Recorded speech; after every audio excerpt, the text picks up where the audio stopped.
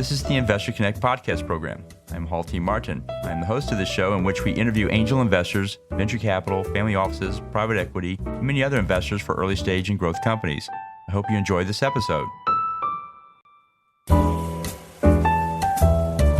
Interested in learning more about investing in startups, launching a new startup and need to raise funding? The Startup Funding Espresso is a daily podcast in a short, concise format delivered to your inbox every day, Monday through Friday. In the time it takes to drink an espresso, you can learn about startup funding. To subscribe, go to investorconnect.org and put your email into the pop-up box.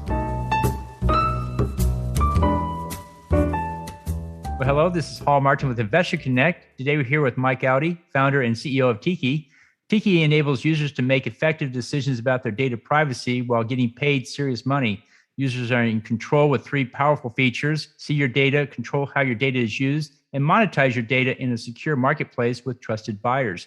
Mike, thank you for joining us. Nice to be here. Thanks for having me.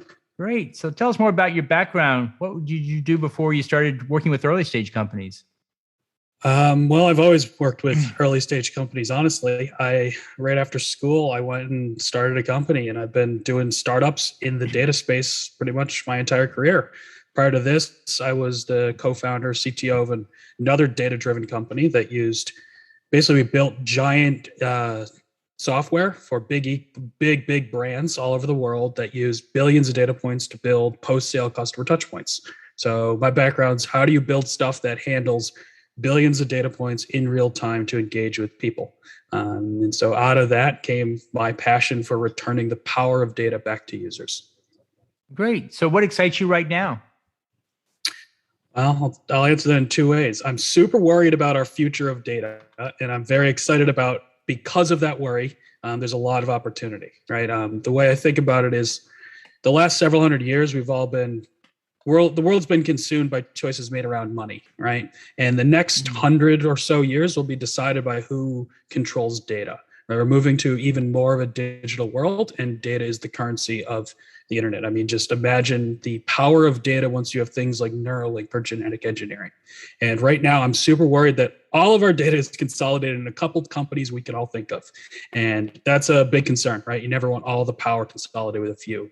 And so I think that people are now aware of this issue. I joke often that when I really became passionate about starting a company in this space was when my dad asked me, like, what's going on with Signal, right? I've been passionate about user data for a decade, but it's hit a tipping point where the rest of the world is also worried about their data. And now I think that opens up an opportunity to really address a problem that's been brewing under the covers for a long time, since the beginning of the internet.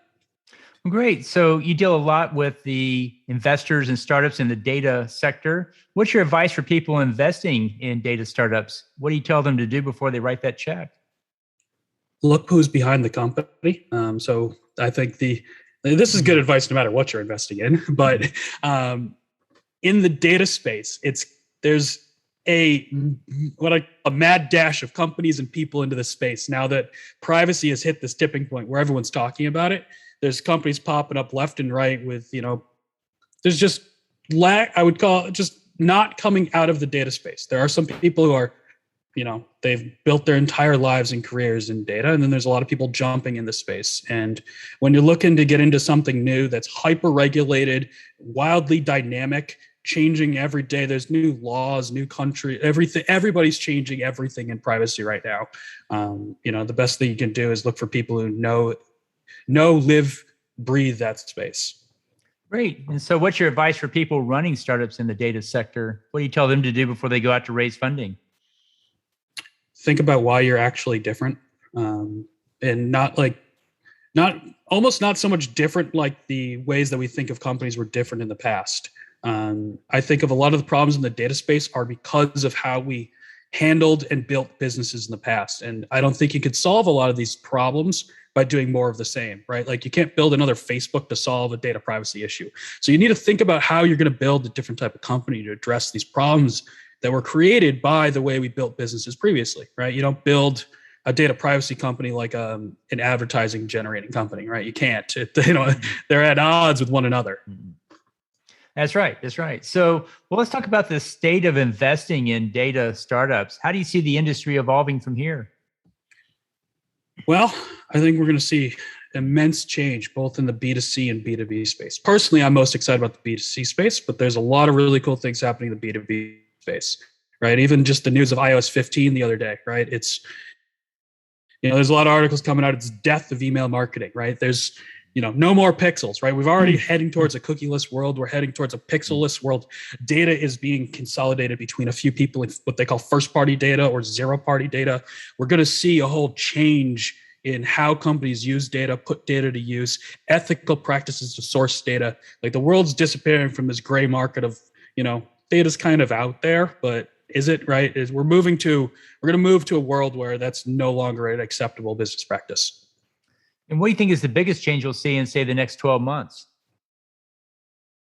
I think the biggest unfortunate change is we're going to see a runaway of data for the major companies, big companies, right? The way I think of it in Facebook, and I don't like to give them props on anything, but they were not totally wrong in saying that Apple's ATT changes were going to impact small businesses, inversely proportional to big businesses, right? The story I always throw out there is P&G came out and stated that they invested $100 million in China to figure out how to basically work around Apple's AT&T changes, right?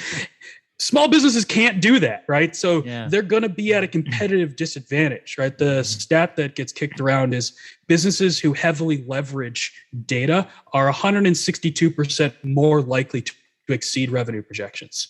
And so you're going to see in the short term, while the rest of the world starts to catch up as data becomes more scarce and more valuable, you're going to see this, I think, a widening of the gap between big businesses and small businesses. Great. So tell us more about your investment thesis in the data space. What exactly do you look for to make an investment?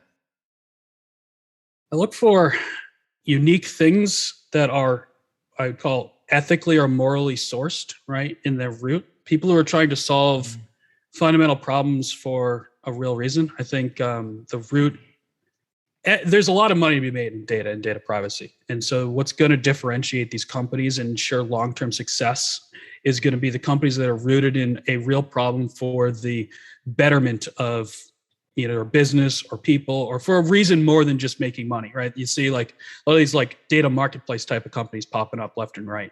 I find it hard to believe that there's going to be long-term success in that, right? I think it's going to come out of businesses that are rooted in trying to solve a bigger problem for a greater good. Great. Can you talk about one or two startups that fit that thesis? Well, I'll shamelessly promote mine a little bit, right? So we're out there. We believe that users deserve the rights of ownership to their data. And we believe that as a user, you deserve the ability to see, control, and monetize your data, i.e. you own your data and you deserve an easy way to make choices about who collects it, how they use it, what they do. And if you want to monetize it, it's yours. You deserve revenue for that. Right. And so we're out here trying to build a solution for everybody in the world in a couple seconds to swipe left or swipe right and make choices about what happens to their data in an informed way, not 40-page privacy policies. I mean, I'm talking little cards that look like Tinder that say Facebook's tracking your face. Do you want to allow them to do this or do you not want to allow them to do this? Swipe left, swipe right. So that's one of the things that I'm personally very passionate about. It's one of the things that we're all about, trying to bring this power back to people. I think there's a lot of interesting work being done on the infrastructure side as well, in terms of how to build decentralized networks for these types of things, how to move data securely. There's a lot of really cool things heading in what I'd call the passwordless space. Right? That's one of the things that I think is really cool that's coming out of the new tech is let's get rid of passwords. Passwords are the root of like 80 some odd percent, maybe 82, 88% of all related security hacks and breaches that we have. They're all related to passwords. Let's just get rid of them. Like we don't need them. Like, let's toss them out the door. Apple's doing some cool work in that space. There's a lot of cool companies that are building on top of blockchain in that space. So that's another thing I'm very excited about is like, let's just fix that 80% of the problem. Like that seems like a no-brainer. Wow. Seems like that would be a good thing to do there for sure. So you see a lot of challenges out there in the data space. You've talked about several so far. But on the startup side, what do you think is a challenge they face more than any other as being a data startup? Well, it's hard, right? I think just in generally, I think there's a couple big problems you face. I mean, every startup has trouble raising money, but in the data space specifically, it's very hard to build the technology needed without the money required, because all of the tools that are out there are built in the opposite way, right? Like when we went to go start building Tiki, we had to start basically at the ground up and build everything from scratch, because you can't use the common SDKs and the common technology and things like that. They're all built in ways that they are either insecure, or they sell data, or they monetize data, or they're not storing your data, right? They're all built for this whole ecosystem that is the opposite of what we're trying to do. And so that's a hard task, and it takes a lot of money, and raising money is never easy. And then on the other side of that table, what do you think is the challenge in the data space for the investor? What do you see them struggle with? Now there's so much stuff, and it's hard to figure out what's good, what's real, what's different, right? I mean, every day I see a different startup in the privacy space pop up, and they all kind of say the same things, and they all say the same words, and they all talk the same. And so how do you sift through all that noise to find out which ones are really doing something innovative and which ones are, just putting some words on a website, right? I think that's a big challenge right now. We're talking about data as one big sector, but really there's a lot of subsectors and applications inside data and data privacy. If you had to pick one or two of those subsectors that you think are really good opportunities for investors to pursue, what would you call out?